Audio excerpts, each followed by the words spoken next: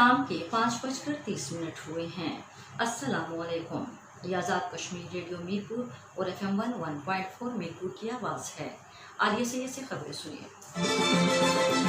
پہلے خاص خبروں کا خلاصہ۔ مقبوضہ جموں کشمیر۔ بھارت کے غیر قانونی تسلط میں متنازع ریاست جموں کشمیر کے مسلم اکثریتی تشخص کو ختم کرنے کی بھارت کی مضمون کوششوں کو ہر صورت میں ناکام بنایا جائے گا۔ مقبوضہ ریاست میں عوام کا رد عمل۔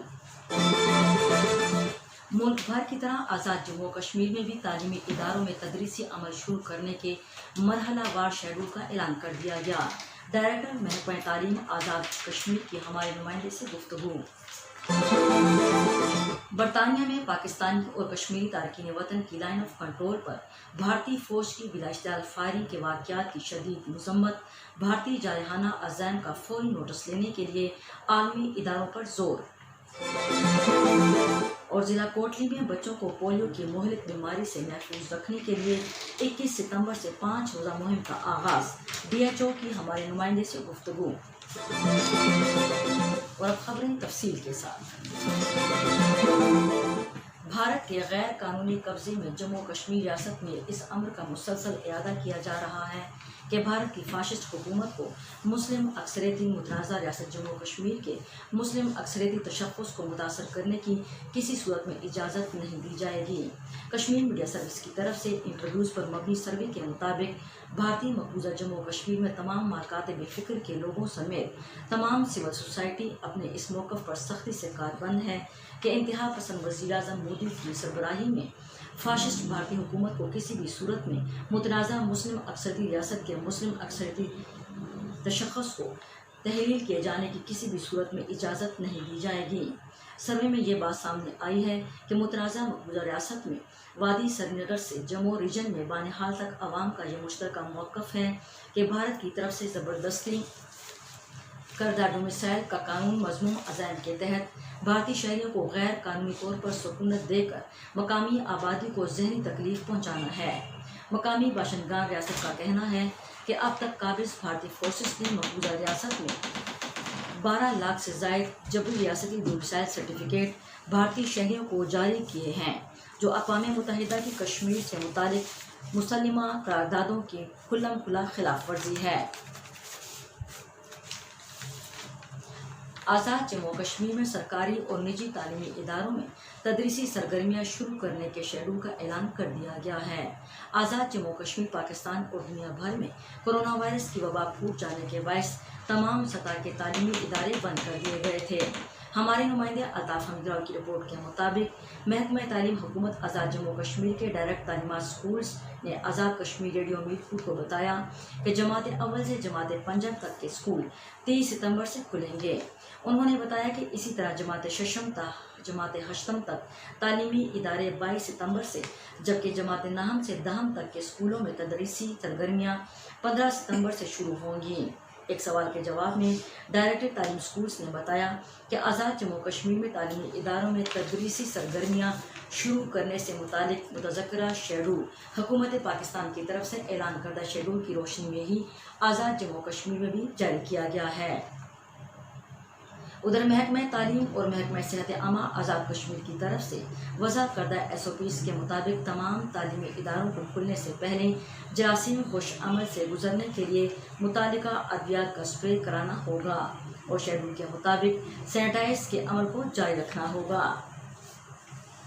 برطانیہ میں قائم پاکستان اور کشمیر تارکین وطن کی تنظیم global Pakistan Kashmir supreme council نے لائن آف کنٹرول پر بھارتی فوج کی بلا اشتعال فائرنگ کی شدید مذمت کی ہے اور اقوام متحدہ سمیت عالمی اداروں پر زور دیا ہے کہ وہ جنوبی ایشیا میں بھارت کے بڑھتے ہوئے جارحانہ عزائم کا فوری نوٹس لے اور بنیادی تنازع کشمیر کے جلد پرامن حل کے لیے اپنا کردار ادا کریں۔ گزشتہ روز لندن میں تنظیم کے ہیڈ کوارٹر میں ہفتہ وار اجلاس سے خطاب کرتے ہوئے تنظیم کے چیئرمین راجہ سکندر خان، صدر کالا خان اور آزاد جموں کشمیر زون کے صدر محمد شبیر خان نے کہا کہ بھارت گزشتہ کئی ماہ سے لائن آف کنٹرول کے جنگ بندی کے معاہدے کی خلاف ورزی مرتکب ہوتے ہوئے LOC پر کسی اشتعال کے بغیر شہری آبادیوں کو فائرنگ اور شیلنگ کا مرتکب ہو رہا ہے، جس سے خطے میں کشیدگی میں اضافہ ہو رہا ہے۔ یہ خبریں آزاد کشمیر ریڈیو میرپور اور FM 101.4 میرپور سے ایک ساتھ نشر کی جا رہی ہیں۔ Kotli additional district health officer Mazhar Iqbal Tahir نے کہا ہے کہ ضلع کوٹلی میں پولیو کے خاتمے کے لیے 21 تا 25 ستمبر پولیو مہم کا انعقاد کیا جا رہا ہے۔ ہمارے نمائندے توقیر حسین کے مطابق ضلع کوٹلی میں 5 روزہ قومی پولیو مہم کے حوالے سے بریفنگ دیتے ہوئے انہوں نے کہا کہ اس مقصد کے لیے کوٹلی کی 430 ٹیمیں پورے ضلع میں گھر گھر جا کر 5 سال تک کی عمر کے تمام بچوں کو پولیو سے بچاؤ کے قطرے اور وٹامن اے پلائیں گی۔ انہوں نے کہا کہ 5 روزہ مہم کے دوران ضلع کوٹلی میں 5 سال تک کی عمر کے بچوں کو پولیو سے بچاؤ کے قطرے پلانے کے لیے ضلع کوٹلی کو 39 زون میں تقسیم کر کے تربیت یافتہ سپروائزر مقرر کیے گئے ہیں۔ فلندری یوم دفاع پاکستان ہم پورے ملک کی طرح ضلع سبنوتی میں بھی پورے جوش و خروش کے ساتھ منایا گیا۔ یہ دن ہر سال مسلح افواج پاکستان اور غازیوں کو خراج تحسین اور شہداء کو خراج عقیدت پیش کرنے کے لیے منایا جاتا ہے۔ 1965 کو اسی دن پاکستان کی بہادر مسلح افواج نے ہندوستان کے ناپائق عزائم کو خاک میں ملا دیا تھا جب انہوں نے رات کے اندھیرے میں پاکستان پر حملہ کر دیا تھا اور ہماری افواج نے دیدہ دلیری کے ساتھ حملے کو روکا اور ہندوستانی افواج کے حملے کو پسپا کر دیا تھا۔ ضلع پلندری میں یہ دن اس عزم کے ساتھ منایا گیا کہ پاکستان کی حفاظت کی خاطر پوری قوم افواج پاکستان کے شانہ بشانہ وطن عزیز کی دفاعی سرحدوں کی حفاظت کے لیے بڑی سے بڑی قربانی دینے کے لیے ہمہ وقت تیار ہیں۔ ضلع بھر میں مختلف تقریبات میں افواج پاکستان اور شہداء کو خراج عقیدت پیش کیا گیا۔